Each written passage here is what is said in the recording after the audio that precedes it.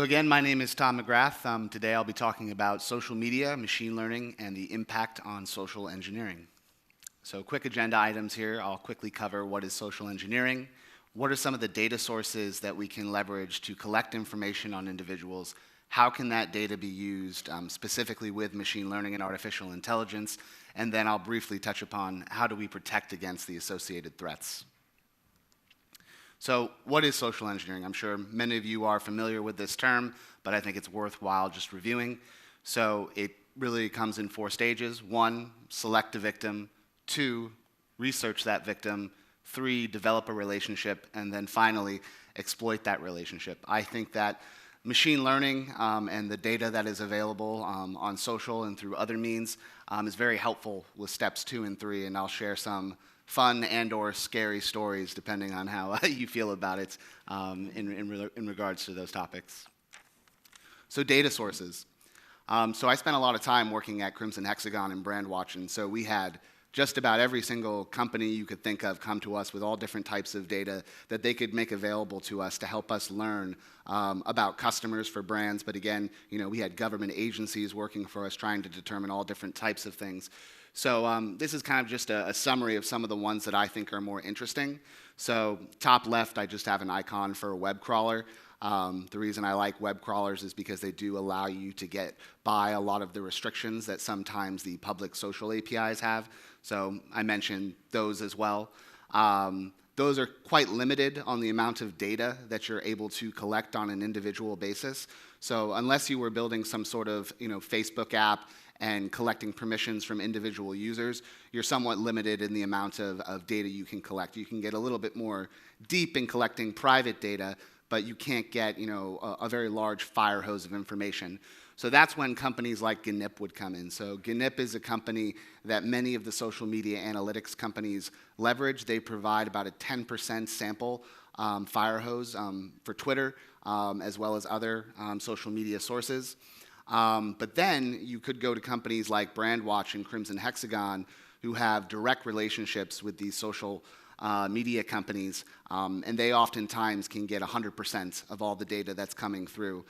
Crimson Hexagon in particular has 1 trillion historical posts indexed, so not only can they get data moving forward, they have data from the past as well, which has been very powerful. A couple other examples are BoardReader. They're collecting information from forums and other websites, so kind of moving beyond the scope of social. Full Contact and LiveRamp, I think, are very interesting.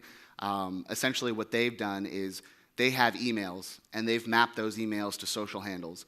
So if I wanted to learn information about you, if I had your email, maybe I get it from you signing a form and you didn't know. For example, I signed up for the loyalty program here today, and now they have my email. So if they went to Full Contact, they could probably find my Twitter, my Instagram, my Facebook, and learn a lot of information to use to develop that relationship with me and establish trust. LiveRamp does some very similar things. They have information around your income levels as well. So it's not only looking at, in particular, the social media sites as individuals, what they can have. We have a lot of tools to actually map across different data sources to learn more about you and infer information. And then finally, just applications in general. And I'll give an example of how just your iPhone applications can basically lead to data being leaked. So by show of hands, how many of you use WhatsApp? Probably quite a few.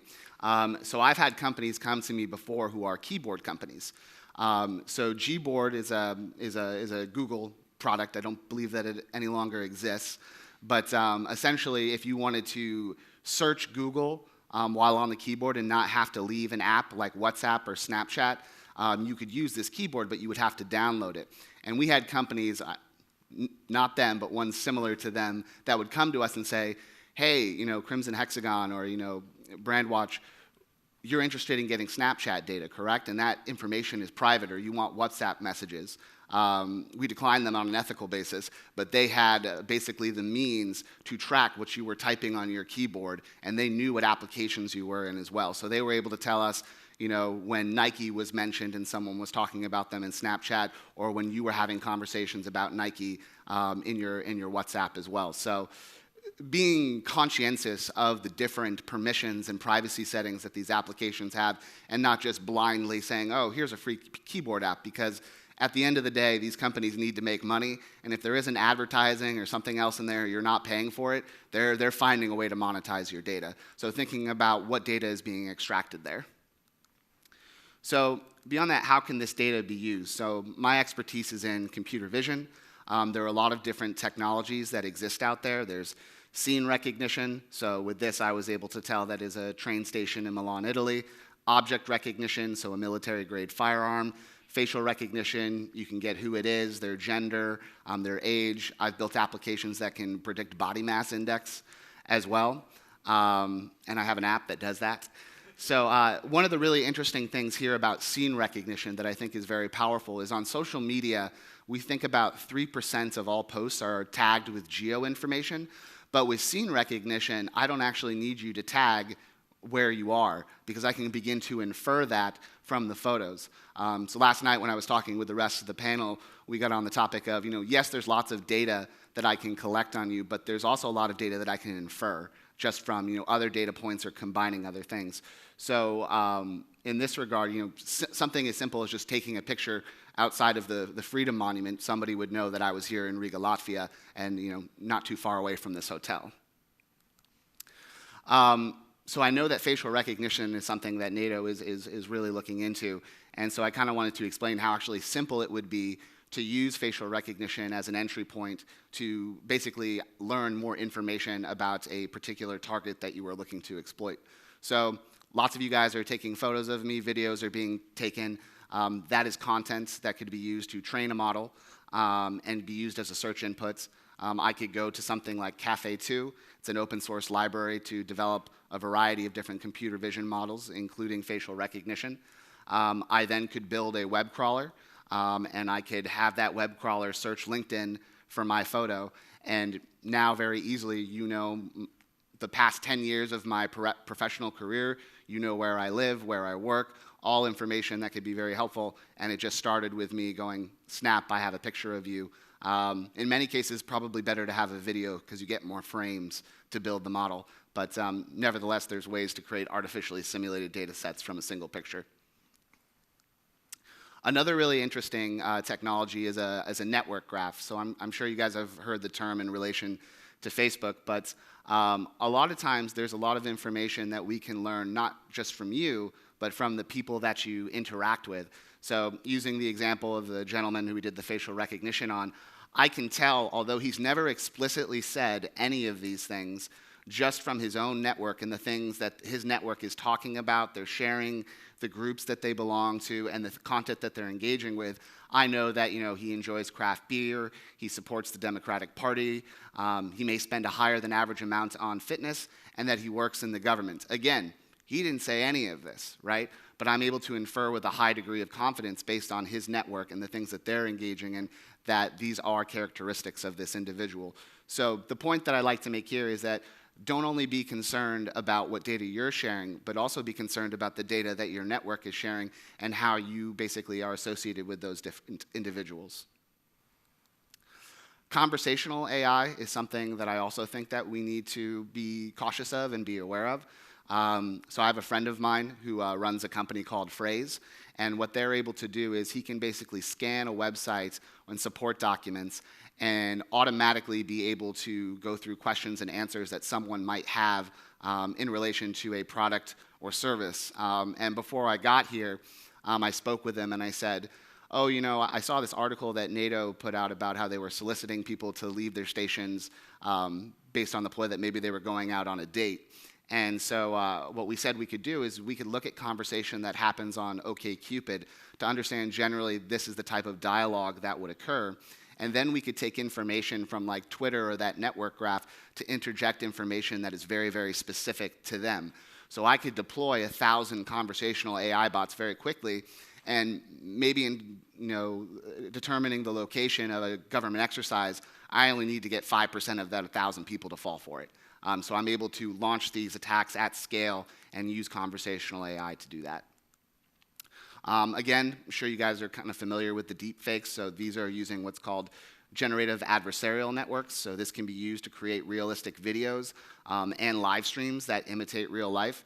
So again, I had a conversation with some of the other AI experts in the community, and I had seen lots of videos where people had done the voice synthesis and they have mapped the faces and it's a video.